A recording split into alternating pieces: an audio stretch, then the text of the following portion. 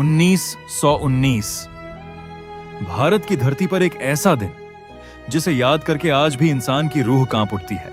एक ऐसा दिन जब मासूम लोगों की चीखों ने आसमान को हिला दिया था, जब धरती खून से लाल हो गई थी और जब इंसानियत अंग्रेजी हुकूमत के पैरों तले कुचल दी गई थी।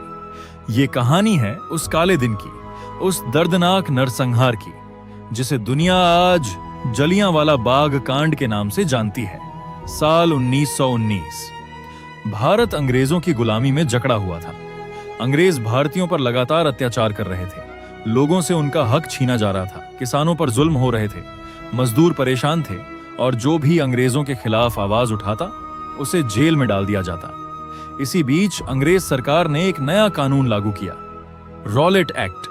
यह ऐसा कानून था जिसने भारतीयों के दिल में आग लगा दी।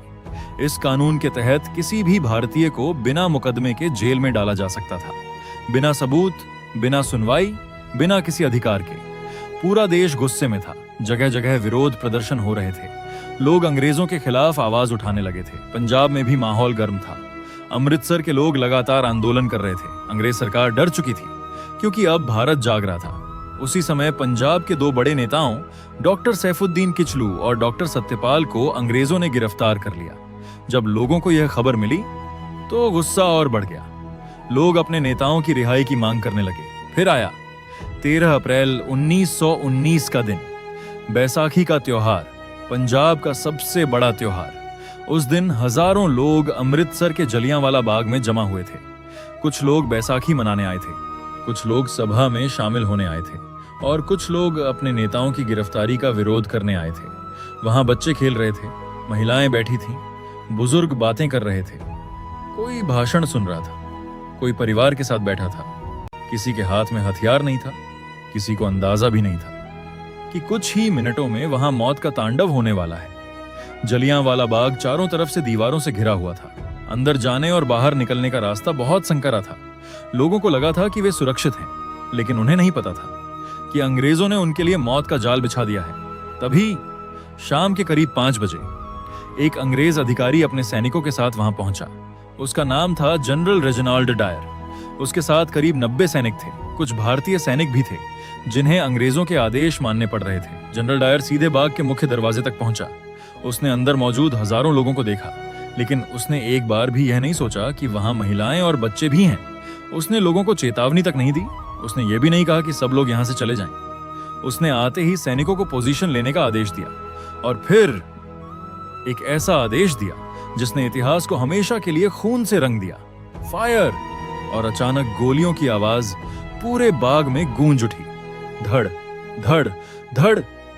लोगों को समझ ही नहीं आया कि आखिर हो क्या रहा है। कुछ सेकंड पहले जहां लोग हंस रहे थे, वहीं अब चीखें गूंज रही थीं। लोग इधर उधर भागने लगे। कोई अपनी जान बचाने दौड़ रहा था, कोई अपने बच्चे को सीने से लगाकर रो रहा था, कोई जमीन पर गिर चुका था। लेकिन वहां से निकलने का रास्ता बहुत छोटा था। हजारों लोग एक साथ भागने लगे। भगदड़ मच गई। लोग एक दूसरे के ऊपर गिरने लगे और अंग्रेज सैनिक लगातार गोलियां बरसा रहे थे। जनरल डायर ने सैनिकों को आदेश दिया था कि जहां सबसे ज्यादा भीड़ दिखे वहीं गोली चलाओ। सैनिक सीधे लोगों के सीने पर गोली चला रहे थे। किसी बच्चे को नहीं छोड़ा गया, किसी महिला को नहीं छोड़ा गया, किसी बुजुर्ग पर दया नहीं की गई। लगभग 10 मिनट तक लगातार फायरिंग होती रही। हजारों गोलियां चलाई गईं। लोग दर्द से चीख रहे थे। पूरा जलियांवाला बाग मौत के मैदान में बदल चुका था। कुछ लोग जान बचाने के लिए बाग के अंदर बने कुएं की तरफ भागे। उन्हें लगा शायद वहां छिपकर बच जाएंगे, लेकिन डर इतना ज्यादा था कि लोग एक के बाद एक कुएं में कूदने लगे। एक मां अपने बच्चे को सीने से लगाकर कुएं में कूद गई। एक जवान अपनी बूढ़ी मां को बचाने की कोशिश करते हुए गिर पड़ा। एक छोटा बच्चा अपनी मां को आवाज देता रहा, लेकिन उसकी मां अब इस दुनिया में नहीं थी। कुछ ही मिनटों में वह कुआं लाशों से भर गया। लोग एक दूसरे के ऊपर गिरते गए। कई लोग गोली से मरे और कई लोग दम घुटने से। लेकिन जनरल डायर का दिल नहीं पसीजा। उसने तब तक गोली चलवाई जब तक सैनिकों की गोलियां लगभग खत्म नहीं हो गईं। जब फायरिंग रुकी तो पूरा बाग खून से लाल हो चुका था। हर तरफ लाशें थीं।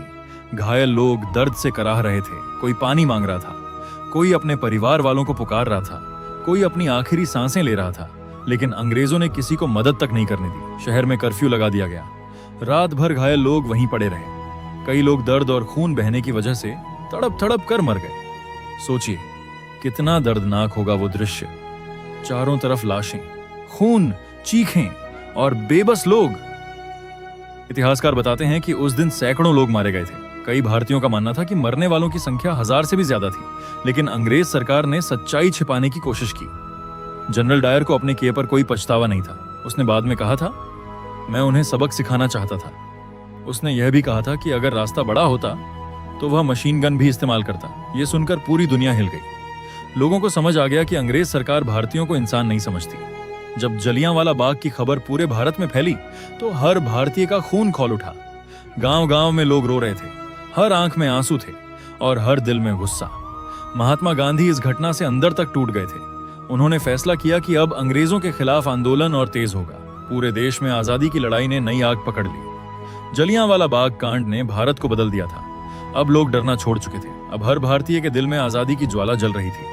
लेकिन उस दिन एक ऐसा नौजवान भी था जिसने इस नरसंहार को अपनी आंखों से देखा था। उसकी आत्मा उस दिन की चीखों से कांप उठी थी। उसका नाम था ऊधम सिंह।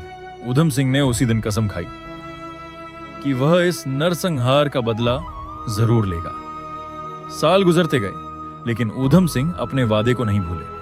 उन्होंने कई सालों तक इंतजार किया और फिर 1940 में लंदन जाकर माइकल ओडवायर को गोली मार दी। माइकल ओडवायर वही व्यक्ति था जिसने पंजाब में अंग्रेजी शासन को समर्थन दिया था। ऊधम सिंह ने कहा था, मैंने अपने देश के लिए यह किया है, मुझे कोई पछतावा नहीं। जब उन्हें फांसी दी गई तब भी उनके चेहरे पर डर नहीं था, क्योंकि वे अपने देश के लिए जिए और अपने देश के लिए शहीद हुए। आज भी अमृतसर में जलियांवाला बाग मौजूद है। वहां की दीवारों पर गोलियों के निशान आज भी दिखाई देते हैं। वह कुआं आज भी उस दर्दनाक दिन की कहानी सुनाता है। हर साल हजारों लोग वहां जाते हैं और उन शहीदों को श्रद्धांजलि देते हैं जिन्होंने अपनी जान देकर भारत की आजादी की नींव मजबूत की थी। सोचिए कैसा होगा वो पल जब किसी मां ने अपने बेटे को आखिरी बार देखा होगा, जब कोई बच्चा अपनी मां को उठाने की कोशिश कर रहा होगा, जब लोग सिर्फ इसलिए मारे गए क्योंकि वे भारतीय थे। जलियांवाला बाग सिर्फ एक घटना नहीं है, यह भारत के इतिहास का वह जख्म है जो कभी नहीं भरेगा। उन शहीदों की कुर्बानी को भारत कभी नहीं भूलेगा। 13 अप्रैल 1919, एक ऐसी तारीख जिसने पूरे भारत को बदल दिया। एक ऐसा दिन जिसने गुलामी के खिलाफ करोड़ों भारतीयों के दिल में आग जला दी, और एक ऐसा बलिदान जिसने भारत की आजादी की लड़ाई को और मजबूत बना दिया। अगर आज हम खुली हवा में सांस ले पा रहे हैं, अगर आज हम आजाद हैं, तो उसके पीछे उन हजारों शहीदों की कुर्बानी है जिन्होंने अपने सपने, अपनी जिंदगी, अपने परिवार, सब कुछ देश के लिए कुर्बान कर दिया। उन शहीदों को शत शत नमन। वंदे मातरम। भारत माता की जय।